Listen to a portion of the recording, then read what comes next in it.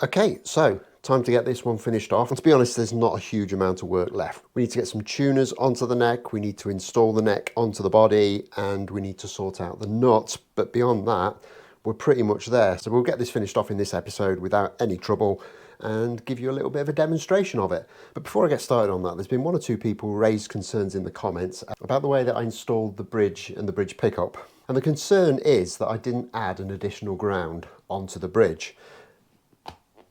On a Telecaster, that isn't needed, and I will grab an old Telecaster pickup to demonstrate to you. As you can see, the Telecasters generally have this big, in this case it's copper, base plate. And this is thought to be one of the reasons you get that distinctive Telecaster sound, because you've got this big piece of copper underneath the pickup. How true that is, I have no clue. But what you'll notice is that the three mounting screws for the pickup go straight through that metal base plate, meaning that this metal base plate is electronically connected to the bridge itself. And as you can see here, there is a ground wire on this base plate attached to the lead of the pickup. So when you ground this pickup, you are in effect grounding the bridge as well. And that's really, really easy to demonstrate. I'll just grab the body. Because if I grab a multimeter,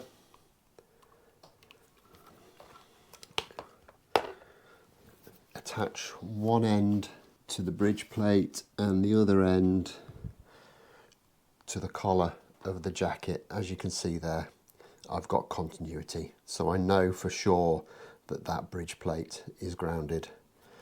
And I should probably get the same thing from the control plate, because that is grounded via the pots as well.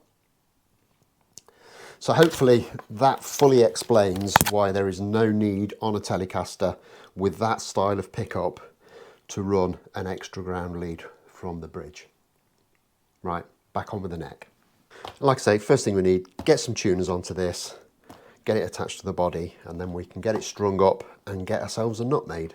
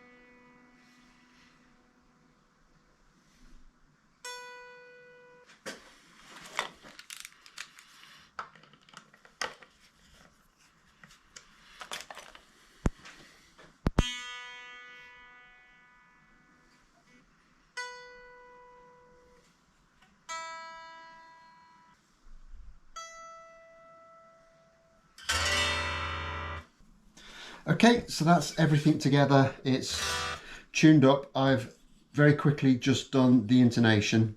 Wasn't that far off at all.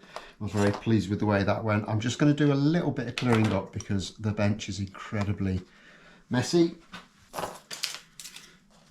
Cutting the nut went nicely.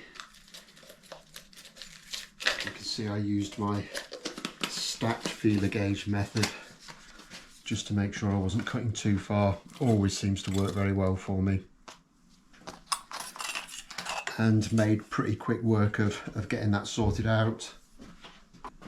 The intonation was actually very close. I had to do a little bit of tweaking, but it wasn't too much at all. And I think that comes from the way I set this up, which is to measure from the nut line to the bridge saddle on the high E string and position that at exactly the scale length, which is obviously 25.5 inches in this case. From there, everything just seems to kind of sort itself out very, very quickly and easily in these situations, and that was the case this time.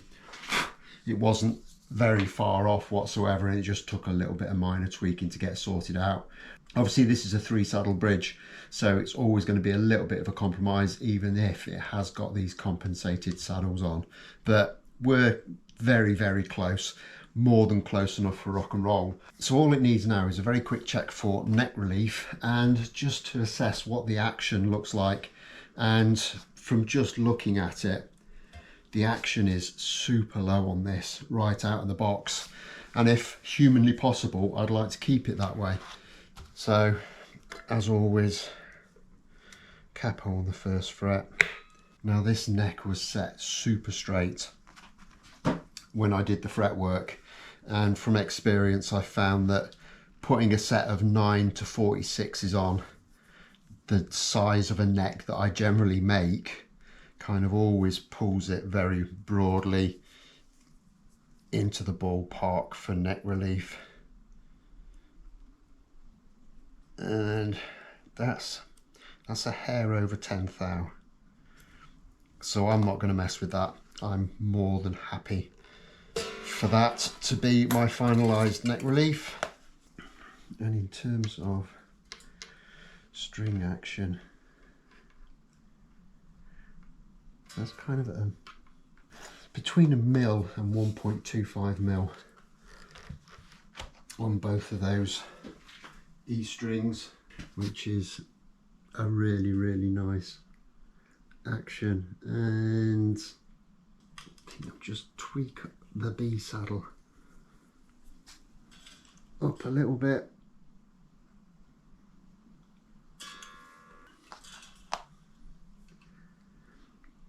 Spot on.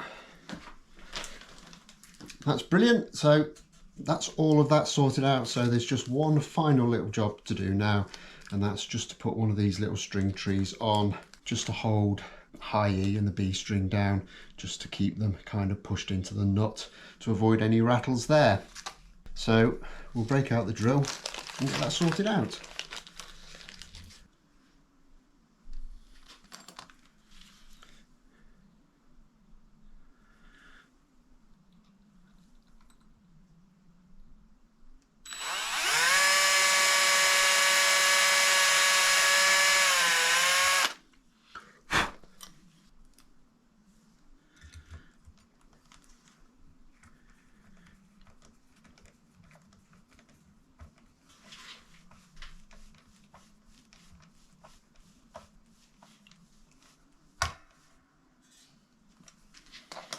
And with that sorted out, the build is complete. Putting these string trees in is always the scariest bit for me. I have visions of me using the installation of the last screw on the build as an opportunity to drill a hole straight the way through the headstock. So to get that done and out of the way is a bit of a relief. So I'll do a bit of clearing up and a bit of shifting around, and then we can proceed to the demonstration. And to record the demo, I've just got the little Marshall. So that's an Origin 20 combo. And I've got a few pedals on the board. Basically, I've got a tuner, I've got Electro Harmonics Holy Grail reverb, which is set onto spring, and I've also got a Marshall Shredmaster pedal, just for a little bit of dirt later on. And the Marshall is just mic'd up, and that's going straight into my laptop, which is running Audacity. So we'll just start with some clean sounds, and I've got volume and tone on 10.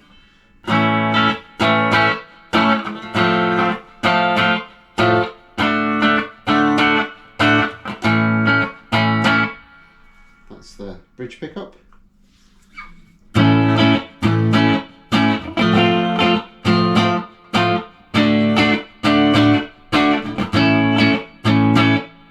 Middle position.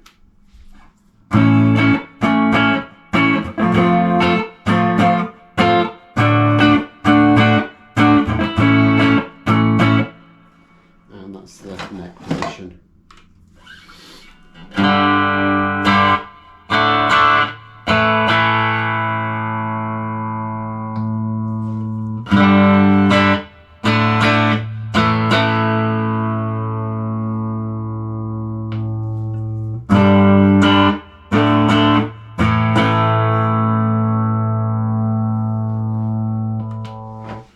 And then we'll just kick a little bit of overdrive in for some dirty sounds.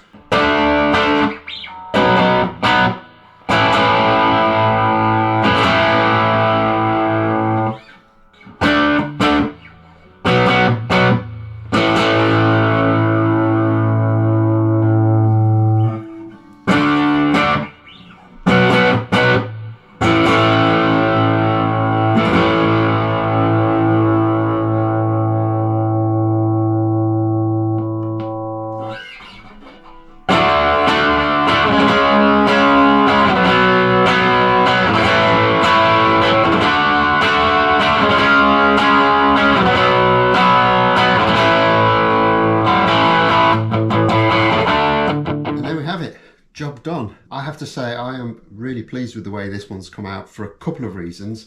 I mean, firstly, the body's built out of an old bit of roof timber, so for it to look this good and to sound as nice as it does is a real kind of bonus. And I think the double binding and the burst on this make it look absolutely luscious, as does the binding on the neck. Really glad that I did that too.